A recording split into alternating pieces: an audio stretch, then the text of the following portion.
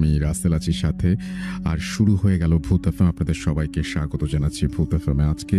এবং যারা যেখানে আছেন, আশা করছি যে আজকে যে স্টোরিগুলো আছে আমাদের কাছে, সেগুলো শুনে আনন্দ পাবেন, ভালো লাগবে এবং এনজয় করবেন অনেক বেশি।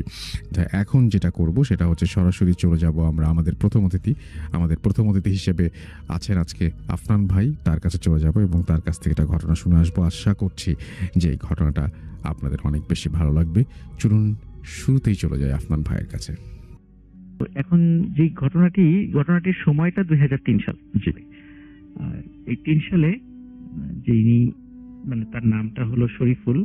তো উনি মানে যখন লেখাপড়া শেষ করেন, প্রায় টানা 3 বছর ওনার কোনো চাকরি হচ্ছিল না। তো 3 বছর পরে একটা মাইক্রো ক্রেডিট কোম্পানিতে ওনার চাকরি হন এবং ওনার চাকরিটা হলো আপনার পাবনা জেলার ঈশ্বরদী থানাতে ওনার চাকরি হন। বাট ওনার যেই জায়গাটাতে ছিল সেটা হার্ডিঞ্জ ব্রিজ থেকে প্রায় 7 কিলোমিটার উত্তরে একটা জায়গাতে উনি থাকতেন আর কি। ওখানে একটা মেসে থাকতেন আর কি উনি। তো মেস কেন্দ্রিক রাসেল ভাই আসলে প্রথম ঘটনাটা শুরু মানে সূত্রপাত। ওকে। তো উনি যখন যে মেসটাতে থাকতেন, সেই মেসটা ছিল দোতলা বিশিষ্ট মেস। তো উনি দেখতেন যে দোতলাতে কোনো রুমগুলো ভাড়া দেওয়া হয় না, সব ভাড়া হচ্ছে নিচতলাতে।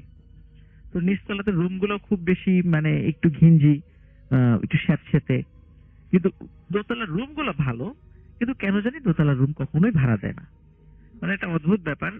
তো এইটা নিয়ে ওনার একটু কৌতূহল ছিল, কিন্তু ওইভাবে কখনো মানে প্রশ্ন করলেও কেয়ারটেকার কখনো ওনাকে ওইভাবে উত্তর দেয় নাই। আচ্ছা।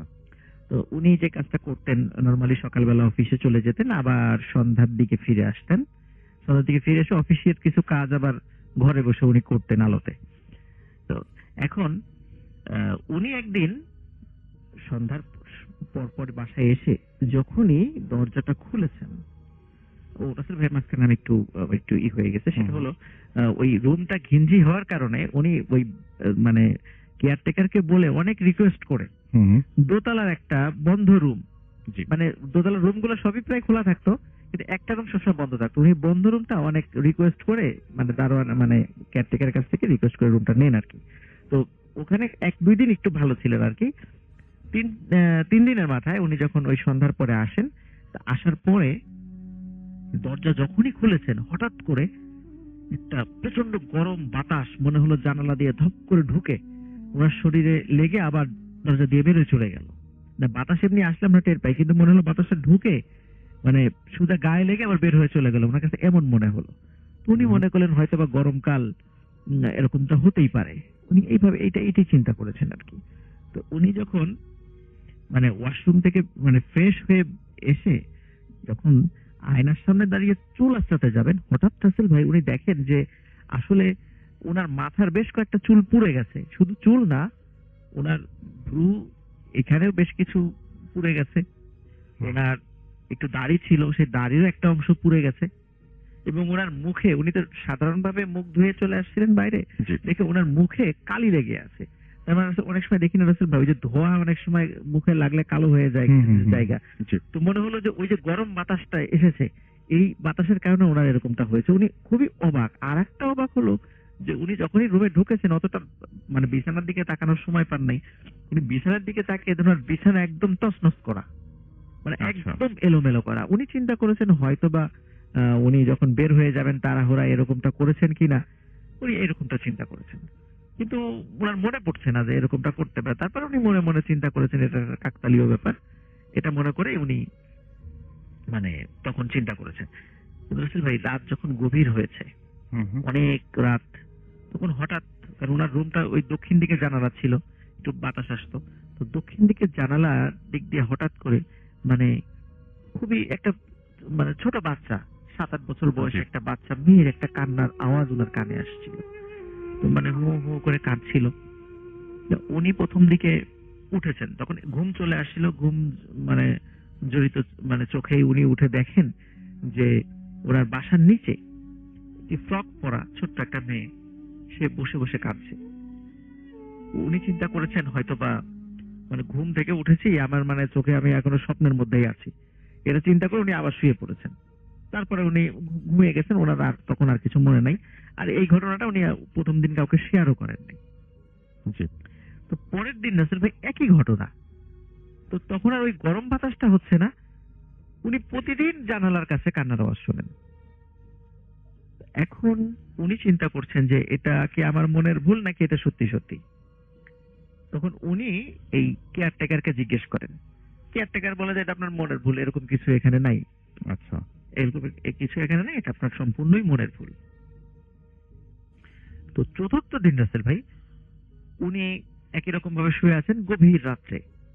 হঠাৎ তখন আর নিচে কান্নার আওয়াজ না, তখন উনি দেখছেন ঘরের মধ্যে একটা মানে দরজার কিনারে কালো একটা ছায়া মূর্তি বসে আছে। মানে তখন ওইখান থেকে কান্নার আওয়াজ আসছে। তখন উনি ঘুম থেকে জেগে জিজ্ঞেস করেন কে কে, জিজ্ঞেস করেন, দেখেন ছায়া মূর্তিটা আস্তে আস্তে ওনার দিকে এগিয়ে আসছে। আস্তে আস্তে বেশি কাছে যখন চলে আসে তখন উনি মানে আহ, হাতের কাছে যে সুইচটা ছিল, মানে বেড সুইচ যেটা আমরা বলি, বেড সুইচটা যখনই জ্বালিয়েছেন তখনই দেখেন ওইটা, ওই যে নিচে যে ফ্রক পরা একটা মেয়েকে উনি দেখতেন, ওইটা সেই মেয়ে। ওটা দেখার পরে উনি সেন্সলেস হয়ে পড়ে যান। সেন্সলেস হয়ে পড়ে যাওয়ার পর উনি ওনাকে, তারপর কিছু মনে নাই, সকালবেলা যখন অফিসে সবাই যে যার মতো চলে গেছে, যেহেতু উপরতলায় উনি থাকেন, নিচতলায় অন্যরা থাকেন, চলে গেছে। তো অফিস থেকে খবর মানে যখন তাকে খুঁজতে এসেছে, কি ব্যাপার আসলো না কেন, তার মেসে এসেছে। মেসে আসার পরে ওই বিকালের দিকে তার ওই দরজা ভেঙে বের করা হয়েছে তাকে সেন্সলেস অবস্থায়। তখন সবাইকে যখন ঘটনাটা মানে উনি বললেন, এখন সবাই দেখে কেউই অবাক হলো না, বরং সবাই সবার দিকে ফিসফিসানি করছে, মানে কেউ কোনো অবাক না, মানে এই ঘটনাটা মনে হয় হওয়ারই ছিল। উনি অবাক হলেন, অবাক হয়ে জিজ্ঞেস করেন কি ব্যাপার, আপনারা এই বিষয় নিয়ে তো কোনো কথাই বলছেন না। বলে যে এই দোতলার রুমটা অনেকদিন ধরেই বন্ধ, আপনি কেন এখানে উঠতে গেলেন, এখানে একটা সমস্যা রয়েছে। তো সমস্যাটা কি সেটা যখন উনি জানলেন, তো বিষয়টা ছিল এমন যে 2001 সালের দিকে কতিপয় দুষ্কৃতকারী 6-7 বছর বয়সী একটা ছোট্ট মেয়েকে মানে কিডন্যাপ করে নিয়ে আসে এবং তার পরিবারের কাছ থেকে মুক্তিপণ দাবি করে। কিন্তু আচ্ছা। পরিবার মুক্তিপণ দেওয়ার পরও ওরা ওই মেয়েটিকে নৃশংসভাবে হত্যা করে। যদিও পরবর্তীতে পুলিশের অভিযানে তারা সবাই ধরা পড়েছিল, কিন্তু ওই রুমে এরপর থেকে যেই থাকুক না কেন এই একই রকমের সমস্যা ফেস করে, যার কারণে ওই রুমটা স্থায়ীভাবে তালাবদ্ধ থাকে, কাউকে দেওয়া হয় না। কিন্তু উনি অনেক জোরাজুরি করেছে, যার কারণে কেয়ারটেকার তাকে দিয়েছিল আর কি। এবং উনি একটু সাহসী মানুষ ছিলেন, কেয়ারটেকার ওইভাবে চিন্তা করে তাকে দিয়েছে ওইটা। তো যার ফলে উনি এই ধরনের একটা সমস্যার ফেস করেন। কিন্তু রাসেল ভাই সমস্যা মানে এখানেই শেষ না, সমস্যা আরো রয়েছে। সেটা হচ্ছে যে পরবর্তীতে উনি ওইখান থেকে ওই চাকরিটা ছেড়ে দিয়ে উনি যশোরে চলে আসেন। যশোরে একটি প্রতিষ্ঠানে, একটা স্বনামধন্য প্রতিষ্ঠান, প্রতিষ্ঠানটার নাম আমি বলবো না, স্বনামধন্য একটা প্রতিষ্ঠানে, সেখানে যেহেতু ওনার মাইক্রো ক্রেডিট মানে ক্ষুদ্র ঋণদান কর্মসূচিতে অভিজ্ঞতা ছিল, ওখানে একটা এনজিও তে উনি মানে কাজ নেন। এরপর উনি যখন বিবাহ করেন, ওনার একটা সন্তানও বাঁচত না। অদ্ভুত ব্যাপার, ওনার প্রত্যেকটা সন্তানেরই মানে ভূমিষ্ঠ হওয়ার পর মাথার কোনো না কোনো অংশ জি। মানে নাই, মানে সেটা হয়তো বা মানে নষ্ট হয়ে গেছে বা খুলে পড়ে গেছে, মানে মাথার কোনো একটা অংশ নাই এবং সবাই মৃত অবস্থায় জন্ম নেয়। আচ্ছা। এরকম 5 থেকে 6টা বেবি ওনার এরকম হয়েছে যে মাথার কোনো একটা অংশ নাই। 7 নাম্বার বেবি যেটা, তখনও তাকে আল্ট্রাসাউন্ড করার সময় ডাক্তার বলে দেন যে এই বাচ্চার তো মাথাই নেই। এই যে অদ্ভুত ব্যাপারগুলো রাসেল ভাই ওনার সাথে ঘটতে থাকে, তখন উনি বিভিন্ন লোকের মানে পরামর্শ নেন এই সমস্যাটার কারণ সম্পর্কে। তখন তো উনাকে যেটা যেটা বলা হয় যে উনি যখন ওই রুমটাতে ছিলেন তখন থেকেই ওনার সাথে বেশ কিছু দুষ্টু মানে জিন তার সাথে লেগে আছে, জি। এবং যার কারণে আহ, ওখানে এরপর থেকে ওনার যে বেবিগুলো হচ্ছে বা ওদের একটা প্রভাবের কারণে এটা হচ্ছে। আর আরেকটা বিষয় রাসেল ভাই উনি জানতে পেরেছিলেন যে ওই ছোট্ট মেয়েটাকে যে নৃশংসভাবে হত্যা করা হয়েছিল, ওর মাথায় খুবই মারাত্মকভাবে জখম করে ওর মাথার একটা অংশ মানে খুব বিভৎসভাবে থেতলে দেওয়া হয়েছিল এবং পুরো চেহারাটাকে খুবই বিকৃত করে দেওয়া হয়েছিল। তো এই এই একটা বিষয়ের সাথে উনি একটু মেলানোর চেষ্টা করেন যে আমাদের সন্তানগুলো হচ্ছে তারও তো মাথার এরকম একটা সমস্যা থাকে যে এক পাশটা নাই। তো এটার সাথে উনি মিলান, তো হুজুরদেরকে বলেন যে এই সমস্যা। তো অনেক তদবিরের পরে যে এই বিষয়টা ঠিক হয়ে গেছিল। এখন রাসেল ভাই উনি যশোরেই কর্মরত আছেন। এখন ওনার বাচ্চা কাচ্চাও আছে রাসেল ভাই। তো এই ছিল রাসেল ভাই আমার second story. Thank you so much. আপনার সেকেন্ড ঘটনাটির জন্য আপনাকে অনেক অনেক ধন্যবাদ এবং আশা করছি যারা শুনছেন তারা অনেক এনজয় করছেন এই মুহূর্তে এবং আমাদের সঙ্গে আছেন আফরান ভাই এবং আমাদের প্রথম যে অতিথি সে। আপনার তো ঘটনা শেষ, আপনার কি আর কোনো ঘটনা আছে? না, আপনার আরেকটা ঘটনা আছে। ওকে, আমরা একটা ঘটনা ছোট্ট করে শুনে ফেলি তার কাছ থেকে। আপনার নামটা প্লিজ আরো একবার বলবেন, তারপর আপনার ঘটনায় যাব। ধন্যবাদ রাসেল ভাই। আমি আরমান ফ্রম মিরপুর ১। রাসেল ভাই, ঘটনাটি আমার আব্বুর সাথে ঘটা। হুম হুম। তো আমার আব্বু হচ্ছে যে আমার দাদির হচ্ছে মেজো ছেলে।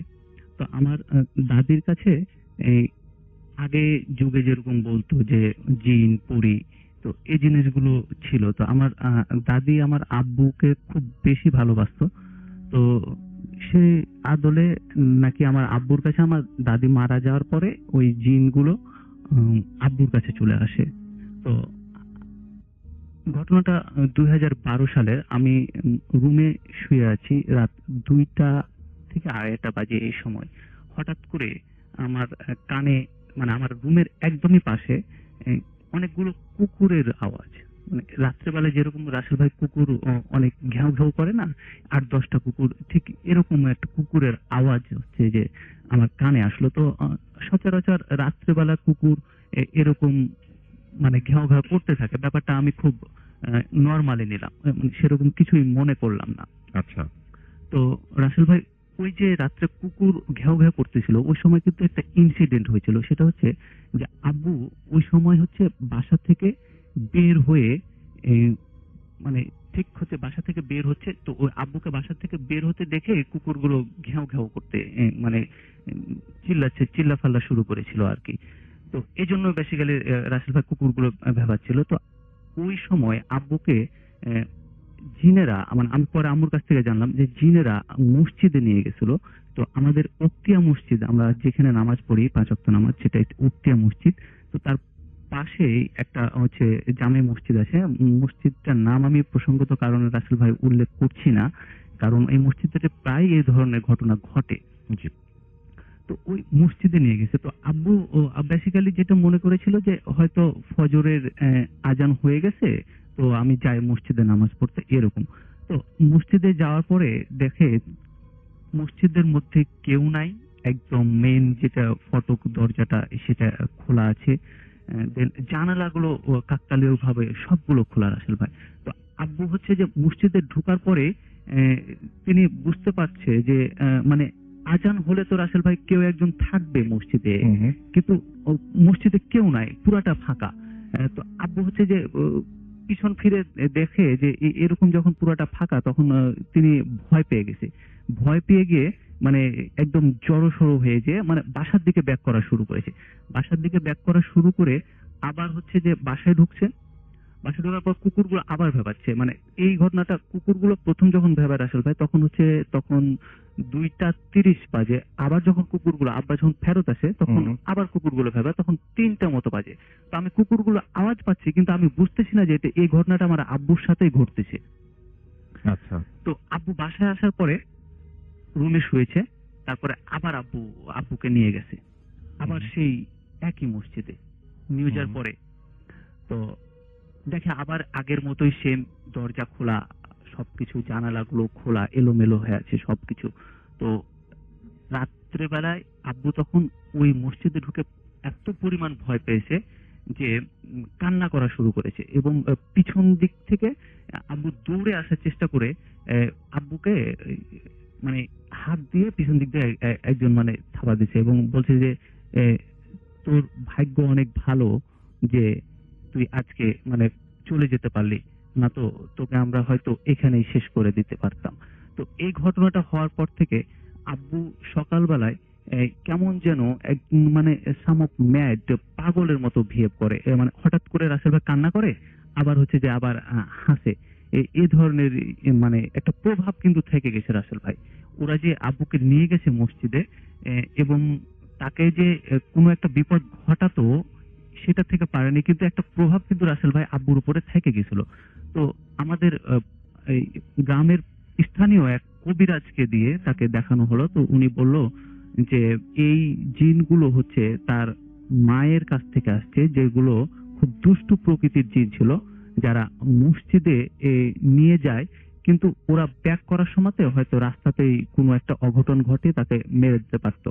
তো রাসেল ভাই তারপরে হচ্ছে স্থানীয় কবিরাজকে দেখানোর পরে আব্বু মানে ধীরে ধীরে সুস্থ হয়ে উঠে। দেন এখন আর এই ধরনের প্রবলেম কিছু ফেস করে না স্যার। এ ছিল আমার দ্বিতীয় ঘটনা sir. Thank you so much. আপনার দ্বিতীয় ঘটনার জন্য আপনাকে অনেক ধন্যবাদ। আমরা চলে যাব আফরান ভাইয়ের কাছে আরো একবার এবং তারপরে আবারও ফিরে আসবো। আমরা চলে যাচ্ছি আফরান ভাইয়ের কাছে এবং আফরান ভাইয়ের কাছে দ্বিতীয় ঘটনাটি আমরা এখন এই মুহূর্তে শুনে আসবো। আফরান ভাই। থ্যাংক ইউ রাসেল ভাই। আসসালামু আলাইকুম লিসেনার। ওয়ালাইকুম আসসালাম। রাসেল ভাই, এখন যে ঘটনাটা আমি শেয়ার করব, ঘটনাটি যার সাথে ঘটেছিল ওনার নাম হচ্ছে কবির হোসেন। ওনার বাড়ি হচ্ছে বাগেরহাটের মোরেলগঞ্জ থানায় আর কি। জি। তো ঘটনাটির সময়টা 1974-75 সাল এরকম সময় যিনি আমাকে বলেছেন আর কি। তো যিনি যার কথা বলছি আর কি, কবির হোসেন, উনি মানে খুবই একজন ভালো মানুষ ছিলেন। মানে এলাকাতে একজন উদার মনা, মানে জনদরদি এবং পশুপ্রেমী হিসাবে ওনার খুব ভালো একটা খ্যাতি ছিল। আচ্ছা। মানে যে কোনো মানুষের বিপদে সবার আগে ওনাকে পাওয়া যেত। মানে সেই হিসাবে উনি সবার কাছে খুবই একজন সমাদৃত একজন ব্যক্তি। রাসেল ভাই, উনি সাধারণত মানে এমনি ছোটখাটো এমনি কাজ করতেন, প্রফেশন এমনি বড় কিছু উনি করতেন না। উনি একদিন একটা সমস্যা মানে ফেস করেন। সমস্যা ফেস বলতে উনি আসলে নিজে নিজে চিন্তা করতেন বিষয়টা। কারণ হচ্ছে যেহেতু বাগেরহাট রাসেল ভাই ওই এটা তো আসলে দক্ষিণাঞ্চল সুন্দরবন এলাকা। বাগেরহাটের বেশ একটা অঞ্চল তো সুন্দরবনের কাছে পড়ে গেছে। তো উনি দেখতেন যে বছরের এই বর্ষাকালে এই সাপুরিয়াদের একটা দল আসতো।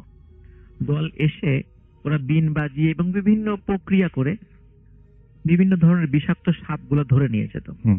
এবং এটা তারা বলতো হচ্ছে তারা এই সাপের বিষ দিয়ে বিষ বিক্রি করে বা এই সাপগুলো তারা বাইরে বিক্রি করে, সাপ তারা পোষ মানিয়ে খেলা দেখায়, এটা তাদের প্রফেশন। এবং বছরের বর্ষাকালটাতে তারা সাপ ধরে প্রতি বছর।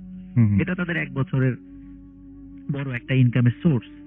তো রাসেল ভাই এইটা মানে ওই কবির হোসেন যিনি, উনি এই বিষয়টা ভালোভাবে নিতে পারতেন না। এই কারণে উনি চিন্তা করতেন যে সাপ তো যে মানে বিষধর হলেও প্রকৃতির কোনো না কোনো ভাবে ভারসাম্য রক্ষা করে।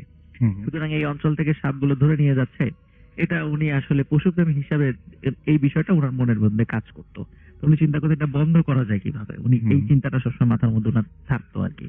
তো এক বছর যখন ওই সাপুরিয়ারা তারা ওই অত্র অঞ্চলে আসে সাপ ধরার জন্য, তখন উনি চিন্তা করেন এই সাপগুলো ধরুক, আগে সব ধরুক, শেষ দিকে এসে উনি কোনো একটা কাজ করবেন আর কি। তো 15-20 দিন হয়ে যাওয়ার পর আসলে অনেক সাপ আসলে ধরা হয়ে গেছে। প্রায় আমার কাছে এরকম বলছে প্রায় 150 সাপ এরকম তারা ধরে ফেলেছে। তো হয়তো বা পরের 1-2 দিন পরে ওনারা চলে যাবেন এমন সময়ে। মানে ওরা তো আমরা ধরুন দেখি যে বেদে সম্প্রদায় ঠিক কেমন এক ধরনের পলিথিন বা এই টাইপের কোন একটা ঘর বানিয়ে সাধারণত তারা থাকেন আর কি, ঠিক ওইভাবে মানে তাঁবুর মতো আর কি ওরা ছিলেন। তো কবির হোসেন ভাই যে কাজটা করেন সেটা হলো রাতের বেলা উনি একা একা গিয়ে যেই ঘরটাতে মানে যেখানে সাপগুলো রাখা হয়েছিল, উনি আস্তে আস্তে করেন কি সেই সাপগুলো একে একে সব ছেড়ে দেন। ছেড়ে দেওয়ার পরে কিন্তু মানে একদম শেষ দিকে যখন ছাড়তে ছাড়তে একদম শেষের দিকে চলে আসে, তখন হঠাৎ করে ওই সাপুরিয়ার ওই দলের লোকজন টের পেয়ে যায় যে তার উপস্থিতি। তখন তাকে ধরে ফেলে। ধরে ফেলার পরে তাকে যখন জিজ্ঞেস করা হয় যে তুমি এই কাজটা কেন করলে, তখন সে তার ব্যাখ্যা করে। তুমি বলে যে এটা তো আমাদের সারা বছরের একটা উপার্জন, তুমি এটা নষ্ট করে দিলা, কাজটা ঠিক করলা না। তখন যেহেতু রাসেল ভাই ওই কবির হোসেন উনি তো লোকাল একজন লোক, আর সাপুরিয়ারা বা বেদে সম্প্রদায় ওরা তো আসছে অন্য জায়গা থেকে, সেহেতু এই ছেলেকে কোনো কিছু করলে বা ক্ষতি করলে, শারীরিকভাবে আঘাত করলে গ্রামের লোকজন তাদের উপর ক্ষিপ্ত হতে পারে। এই জন্য ওই চিন্তা করে কবির হোসেনকে ওনারা কিছু বলেন নাই, ওরা ছেড়ে দিলেন। কিন্তু সাপুরিয়া যিনি, উনি বললেন যে তুমি যে কাজটা করলা এটা কাজটা ভালো করো নাই, এর জন্য তোমাকে মানে মানে তোমার পানিশমেন্ট হতে হবে, তোমাকে অবশ্যই এর জন্য তুমি উইল বি সাফারার। তো যাই হোক, এর 5 থেকে 6 দিন পর কিছু ঘটনা ওনার সাথে ঘটতে থাকে।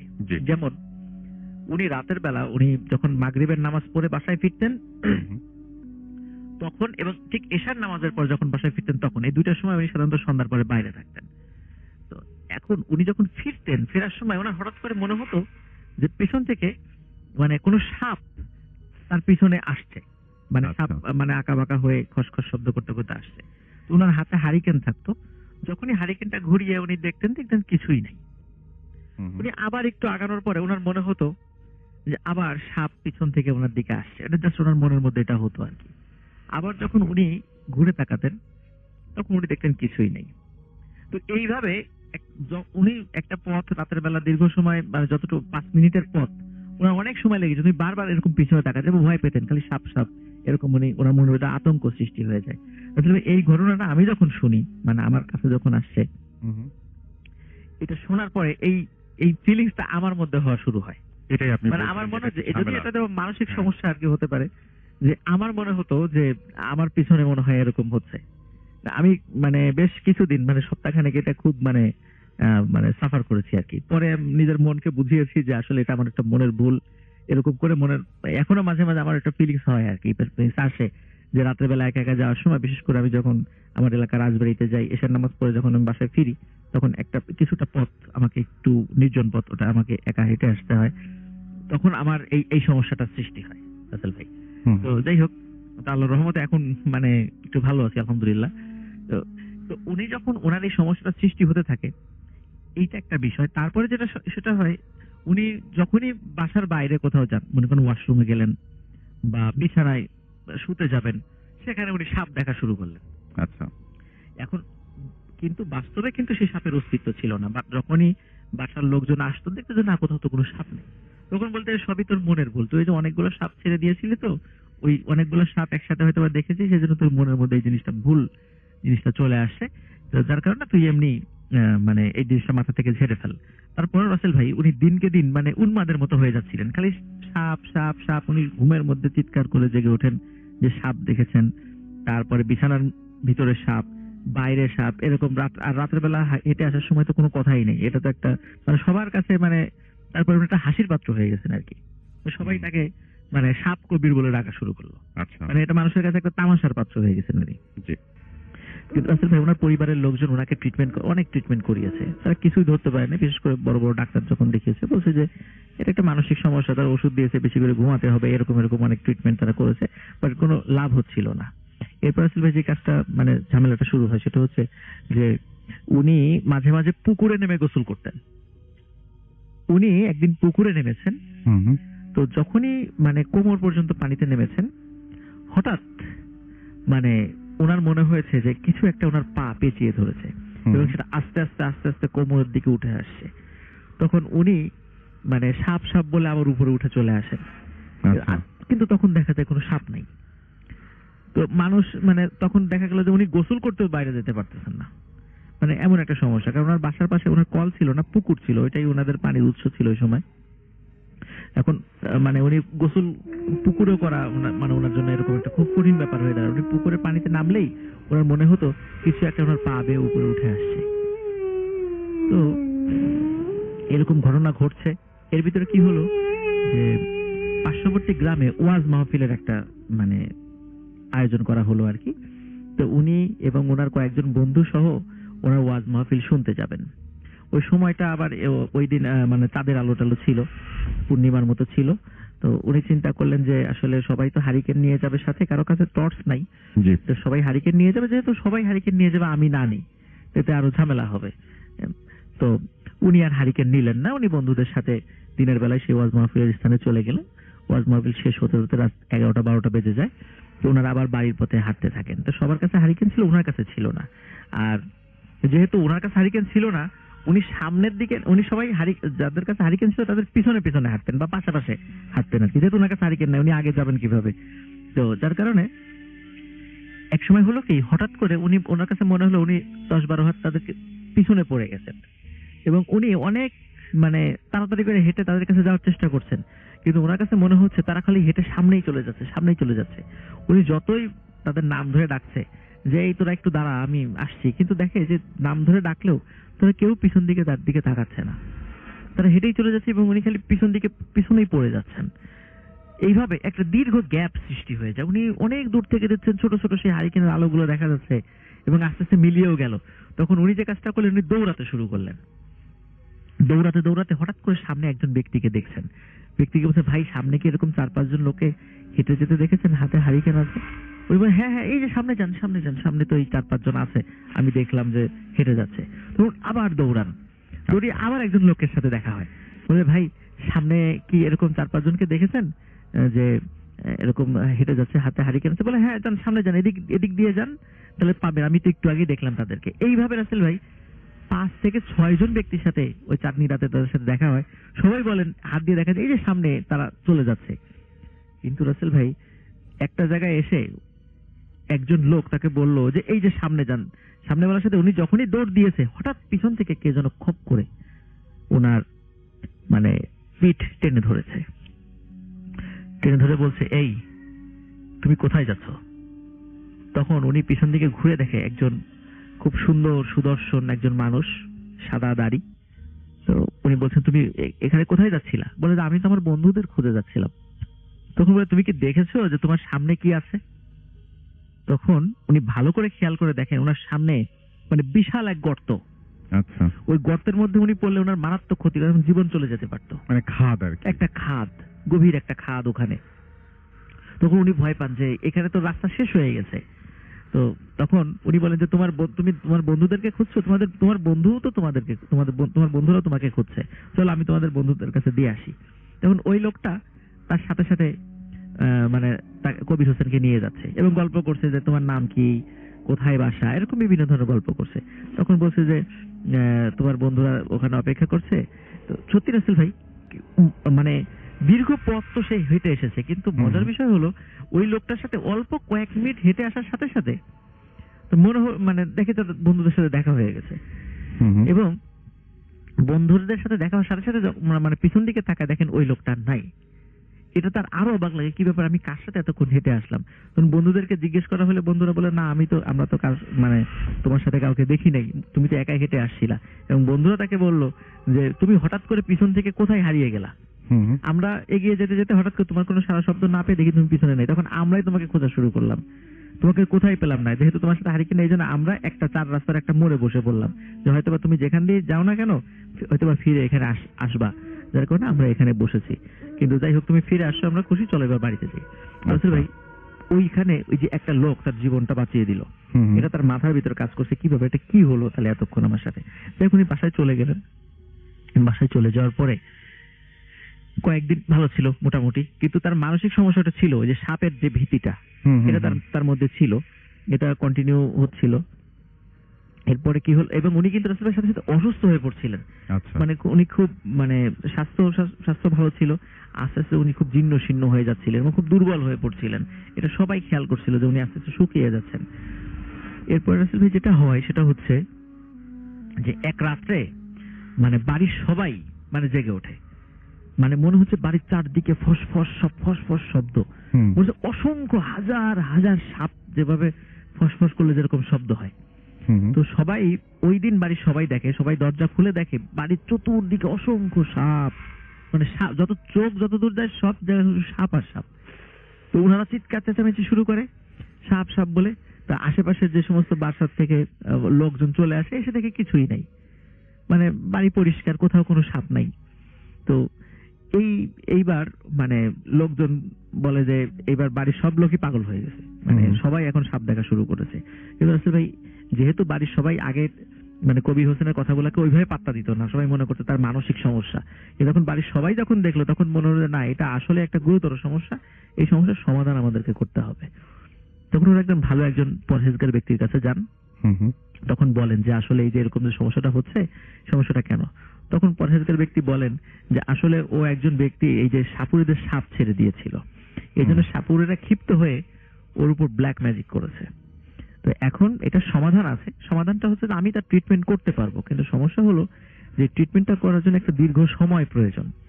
কিন্তু আপনার ছেলে মানে ওই কবির হোসেনের বাবা মাকে বলে যে আপনার ছেলে ওর যে কন্ডিশন তাতে ওই দীর্ঘ সময় তার বেঁচে থাকার কোনো সম্ভাবনা নাই।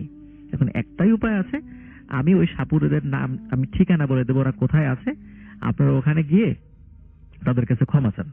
এবং আরেকটা বিষয় সেটা হচ্ছে সাপুরে যিনি এই ব্ল্যাক ম্যাজিকটা করেছেন উনি খুব রাগী স্বভাবের লোক। তো যে কাজটা করবেন, কবির হোসেনের মা যিনি তাকে পরামর্শ দেন যে আপনি ওই সাপুরের ওয়াইফকে খুব মানে অনুনয় বিনয় করবেন আপনার ছেলের জন্য। তো হয়তো মহিলা মানুষ, মায়ের মন হয়তো নরম হতে পারে, উনি সাপুরেকে রিকোয়েস্ট করলে সাপুরে হয়তো বিষয়টা ফিরিয়ে নেবেন এই ব্ল্যাক ম্যাজিকটা। সত্যি রাসেল ভাই ওনার দেওয়ার ঠিকানা অনুযায়ী ওখানে পেয়ে যান এবং তারাও অবাক হন যে আপনার এখানে আমরা আছি, আপনি জানলেন কিভাবে? তখন তারা সব বিষয় বলেন যে এই সমস্যা হচ্ছে। তখন ওই সাপুরে কিছুতেই সেটা রাজি হয় না। তাই হোক, কবির হোসেনের মা ওই সাপুরের ওয়াইফকে অনেক করে রিকোয়েস্ট করে যে আমার ছেলের জীবনটা ফিরিয়ে দেন, এভাবে আমার ছেলে তিলে তিলে শেষ হয়ে যাচ্ছে, এটা আমি দেখতে পাচ্ছি না। একসময় সাপুরের ওয়াইফ মন নরম হয়, তিনি তার হাজবেন্ডকে মানে রিকোয়েস্ট করার পরে তখন হাজবেন্ড বলেন যে ঠিক আছে আমি মানে আমার ইটা ফিরিয়ে নিচ্ছি, ব্ল্যাক ম্যাজিকটা ফিরিয়ে নিচ্ছি। এরপর রাসেল ভাই কবির হোসেন আস্তে আস্তে আবার সুস্থ হতে শুরু করেন এবং ওনার মানসিক ওই সমস্যা যেটা ছিল, এবং উনি হয়তো বা, আমরা মানসিক সমস্যা বলছি, উনি সত্যি সত্যি আসলে সাপ সেগুলো দেখতেন বা ফিল করতেন, হুম হুম। এটাও আস্তে আস্তে চলে যায়। 90-এর দশকে উনি ওনার পরিবার সহ ঢাকাতে চলে আসেন।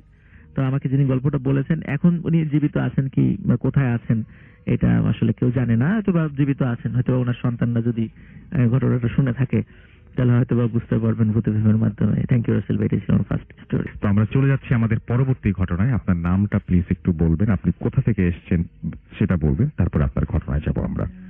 আসসালামু আলাইকুম রাসেল ভাই, আমার নাম মাহমুদ শোয়েব। আমি আজকে যে ঘটনাটি বলবো এটা আমাদের উত্তরবঙ্গের একটি ঘটনা। গ্রামের নাম ছিল, আমি যে গ্রামের ঘটনা বলবো এটা রতনপুর একটা গ্রাম, অনেকে হয়তো বা নাম শুনেই চিনে গেছেন।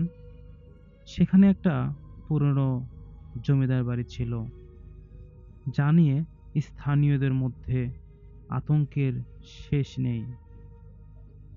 ওই গ্রামের মানুষগুলো বলে ওই বাড়িতে একসময় এক তান্ত্রিক বাস করত, যে কালো জাদু বা দর্পণ বিদ্যা সাধনা করত। যাই হোক রাসেল ভাইয়া, আমি সরাসরি মূল ঘটনায় যাই। আমাদের এই ঘটনাটি আজকে কালো জাদু কেন্দ্রিক হতে চলছে। এই ঘটনাটি আকাশ নামের এক সাহসী যুবক, যে সব সময় এসব তন্ত্র মন্ত্র কিছুই বিশ্বাস করতো না, বন্ধুদের সাথে বাজি ধরে এক অমাবস্যার রাতে সেই বাড়িতে ঢোকে। তার হাতে ছিল শুধুমাত্র একটা টর্চ।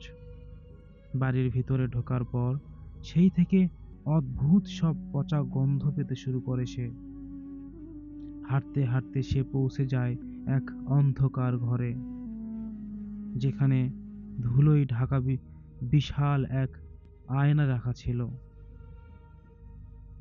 আকাশ যখন আয়নার সামনে দাঁড়ায়, সে দেখতে পায় তার নিজের প্রতিবিম্ব ঠিক মতো নড়ছে না। সে হাত তুলছে, কিন্তু আয়নার ভিতরে আকাশ স্থির হয়ে দাঁড়িয়ে আছে। সে হঠাৎ দেখলো আয়নার ভিতরেই সেই আকাশের চোখ দুটো একদম কুচকুচে কালো হয়ে গেল এবং তার মুখ দিয়ে রক্ত ঝরতে শুরু করলো। আকাশ ভয়ে পিছিয়ে আসতে চাইলো, কিন্তু দেখলো তার পা সেই সময় মাটিতে আটকে গিয়েছে। আয়নার ভিতর থেকে একটা হাড় জিরজির করে কালো হাত বের হয়ে এসে আকাশের গলা টিপে ধরলো। সেই হাতের নখগুলো ছিল অস্বাভাবিক লম্বা আর ধারালো। কানে ভেসে আসছিল বিড়বিড় করে বলা কিছু সাংস্কৃতিক মন্ত্র, যা শুনলে মনে হচ্ছিল কলিজা শুকিয়ে যাবে। পরের দিন সকলে, গ্রামের মানুষ আকাশকে ওই ঘরের মেঝেতে অজ্ঞান অবস্থায় পায়। তার গলায় ছিল আঙ্গুলের কালো ছাপ, যেন কেউ তাকে পুড়িয়ে দিয়েছে। কিন্তু অদ্ভুত ব্যাপার হলো, সেই ঘরের কোণে আয়না ছিল না, শুধু দেয়ালের একটা আয়না ঝুলানো বা ঝুলিয়ে রাখার দাগ ছিল।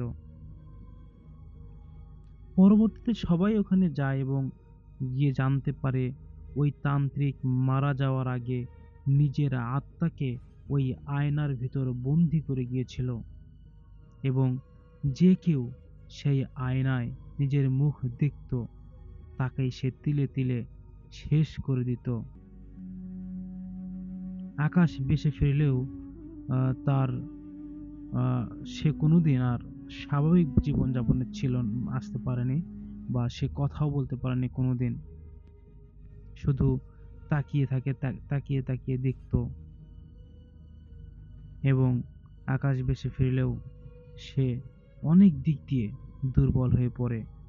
সে শুধু অপলক দৃষ্টিতে তাকিয়ে থাকতো, যেন এখনো সেই আয়নার ভিতর অন্ধকার জগৎটা সে সাধারণত দুনিয়াতে বসেই দেখতে পাচ্ছে। আকাশ কথা বলা বন্ধ করে দিয়েছিল ঠিকই, কিন্তু অদ্ভুত সকল আচরণ করতে শুরু করলো সে। সারাদিন সে লক্ষ্য করলো আকাশ যখনই সেই আয়না বা কাচের সামনে যায়, সে পাগলের মতো চিৎকার করে ওঠে। তার মনে হয় আয়নার উপর বা ওই আয়নার উপর থেকে কেউ তাকে ডাকছে। আকাশ বাড়ি ফেরার ঠিক 1 মাস পর সেদিন ঘটনাটি ঘটেছিল, আবার ঘটেছিল সেই ঘটনাটি অমাবস্যার রাতে। মাঝরাতে আকাশের ঘর থেকে বিকট এক হাসির শব্দ পাওয়া গেল। তার বাবা, তার মা দৌড়ে গিয়ে দেখলেন আকাশ মেঝের উপর বসে আছে, আর তার সামনে এক ভাঙ্গা কাচের টুকরো। সেই কাচ দিয়ে সে নিজের হাতের তালু চিরে রক্ত বের করেছে এবং সেই রক্ত দিয়ে মেঝেতে অদ্ভুত সকল নকশা বা মণ্ডল আঁকছে। আকাশের গলার স্বর বদলে গেল আস্তে আস্তে। সে এক ভারী এবং অমানসিক গলায় কথা বলতে শুরু করলে। ওটা শুধু একটা আয়না ছিল না, ওটা ছিল একটা দরজা। আমি ফিরে এসেছি। গ্রামের বয়স্করা বুঝলেন তান্ত্রিকের সেই অভিশপ্ত আত্মা বা তার পোষা কোনো জিন জাতীয় শক্তি এই আকাশের শরীর দখল করে নিয়েছে। হঠাৎই ঘরের সব জানালা দরজা সজোরে আঁচড়াতে শুরু করলো। কোনো বাতাস ছাড়া মোমবাতিগুলো দপ দপ করে নিভে গেল। ঘুটঘুটে অন্ধকার শুধু দেখা যাচ্ছিল। আকাশের দুটো চোখ জল জল করছে, ঠিক যেমনটা ওই জমিদার বাড়ির আয়নায় দেখেছিলেন। হঠাৎ এক বিকট চিৎকার আর কালো কাঁচ ভাঙার শব্দ। পরিবারের লোকজন টর্চ জ্বালালেন, দেখলেন ঘর একেবারে ফাঁকা। তাদের সন্তান আকাশও সেই ঘরের ভিতরে নেই, কিন্তু মেঝের সেই রক্তের নকশা তখনও টাটকা ছিল। জানালার কাঁচ ভাঙা ছিল, কিন্তু বাইরে যাওয়ার কোনো চিহ্ন নেই। পরের দিন সকালে জমিদার বাড়ির সেই ধ্বংসস্তূপের কাছে আকাশের জামাটা পাওয়া যায়, কিন্তু আশ্চর্যের বিষয় হলো জামাটা ছিল একেবারে বিস্মিত ভূত বা পোড়া, অথচ আশেপাশে আগুনের কোনো চিহ্ন ছিল না। আজকে রতনপুরের মানুষ আজও বিশ্বাস করে আকাশ মারা যায়নি। সে তান্ত্রিকের সেই কালো জাদুর গোলক ধাঁধায় আটকা পড়ে গেছে। আজও মাঝরাতে ওই জমিদার বাড়ির পাশ দিয়ে কেউ গেলে শুনতে পায় কেউ একজন ভাঙা গলায় ফিস ফিস করে বলছে, পরের বার আয়না দেখলে নিজের চেহারাটা ভালো করে দেখে নিও, ওটা আসলেই তুমি তো। এটা সবাইকে তিনি সতর্কতাবার্তা করেছেন। তারপর ঘটে যায় আরো এক বিস্ময়কর ঘটনা। আমরা প্রতিনিয়ত আপনাদের সাথে এই রকম ঘটনা শেয়ার করতে চাই। আমরা আরো একটি ঘটনা আপনাদের শেয়ার করব। চলুন আমরা সরাসরি ঘটনায় যাব।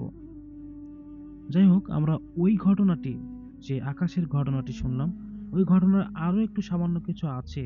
মনে হয় পুরো ঘটনাটি শেষ করলেই ভালো হয়।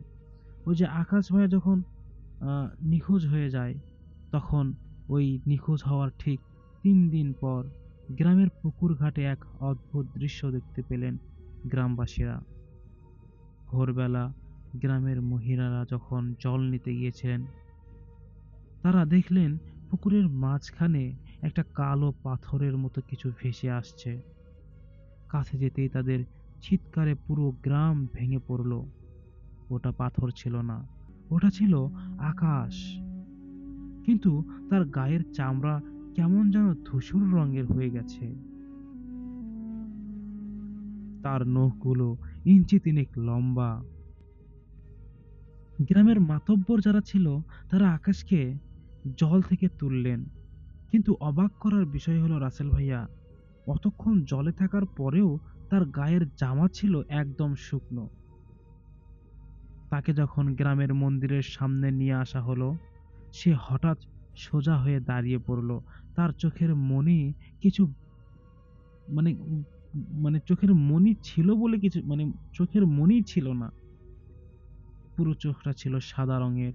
সে মন্দিরের দিকে তাকিয়ে এমন এক অমানসিক স্বরে হাসতে শুরু করলো যে গাছ, আশেপাশের গাছ থেকে সব পাখিরা উড়ে গেল।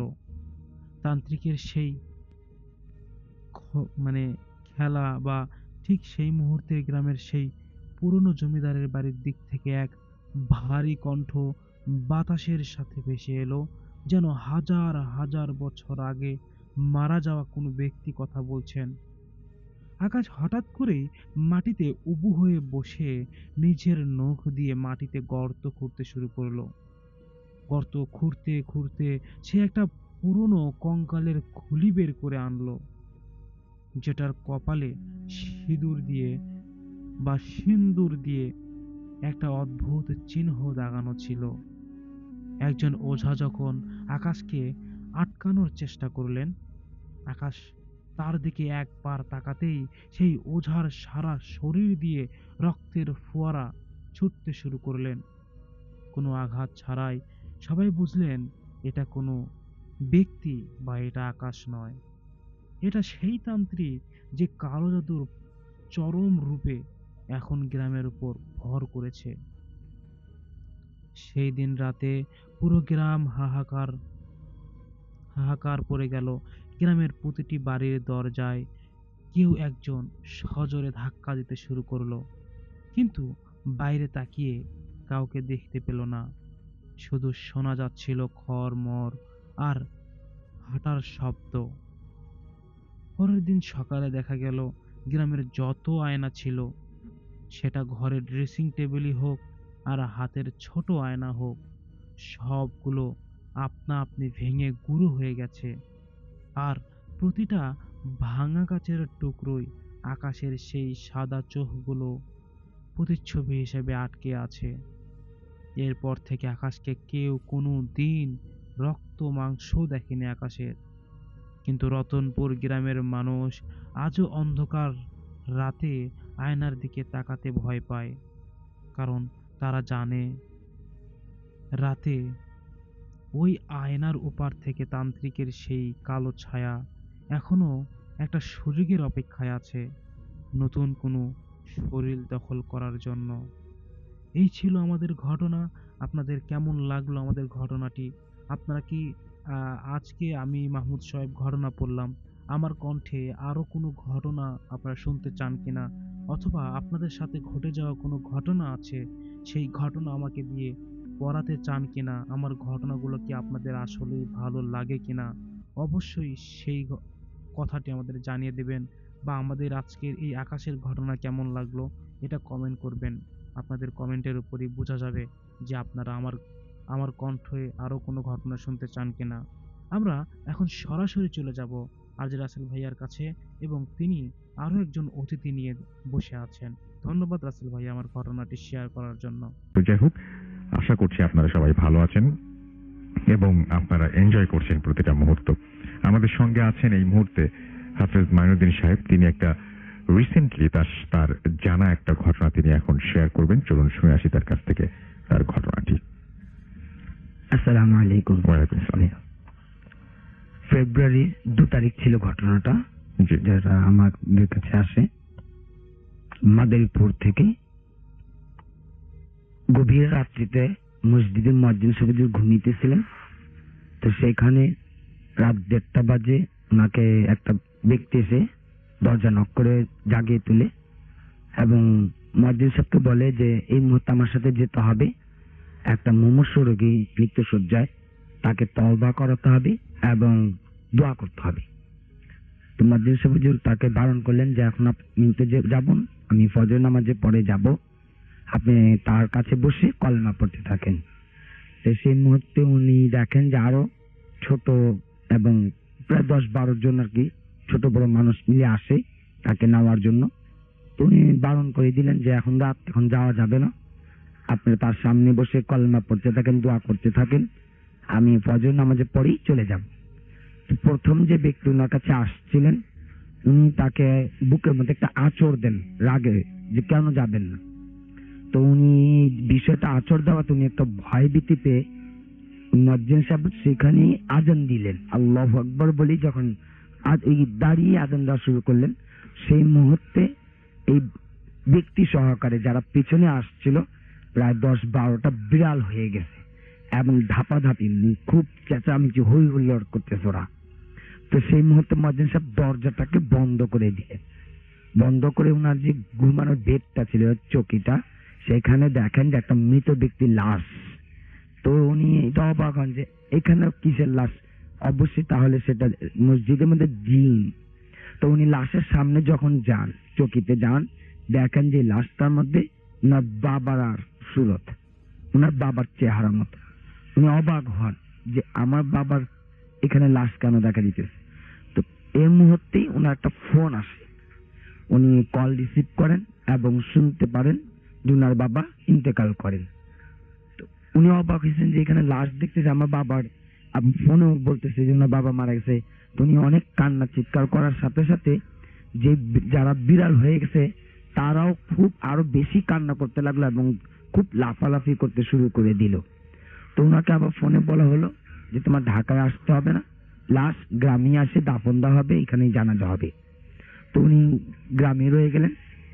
সেই লাশটা ফিরতে ফিরতে রাত 8টা-9টা বেজে যায়। তো সেই লাশটা যখন গ্রামে আসে, তো জানাজা যখন দেবে তখন ওনার ঢাকায় ওনার আব্বু মুয়াজ্জিন ইয়া করতেন, মসজিদের মুয়াজ্জিন ছিলেন। তো ওনার মসজিদের ইমাম সাহেব যিনি ছিলেন উনিও তার জানাজা পড়ার জন্য আসছে। তো উনি জানাজা পড়াইছেন কিন্তু ছেলের সাথে কথা বলে নাই, কিছু দেখা সাক্ষাৎ করা হয়নি, শুধু জানাজা পড়িয়ে চলে গেছিলেন।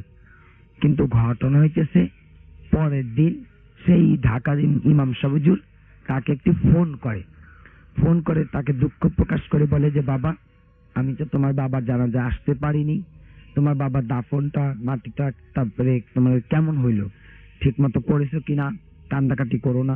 শোক বার্তা যখন জানাতে ছিল তখন সেই ছেলেটা অবাক হয়ে বলতেছে, আপনি তো আমার বাবার জানাজা নিজেই পড়ে গেছেন, আমাদের তো আপনাকেই জানাজা পড়াইছি। তখন উনি বললেন, না আমি তো আসি নাই, আমি মসজিদের দায়িত্ব থাকার কারণে আমি জানাজা পড়াতে আসতে পারিনি। ছেলেটা অবাক হলেন, তাহলে জানাজা কে পড়ালো? তখন উনি আবার বললেন যে ইমাম সাহেব হুজুর আপনি তো পড়ায় গেছেন। তখন পরবর্তী বলছেন, না আমি পড়াতে আসিনি। পরবর্তীতে যখন ছেলেটা রাত্রেবেলা এটা নিয়ে খুব দুশ্চিন্তা ছিল তাহলে কে পড়ালো, এবং উনার বাবার মৃত্যুর সংবাদটা উনি অগ্রিমই পাইছিলেন।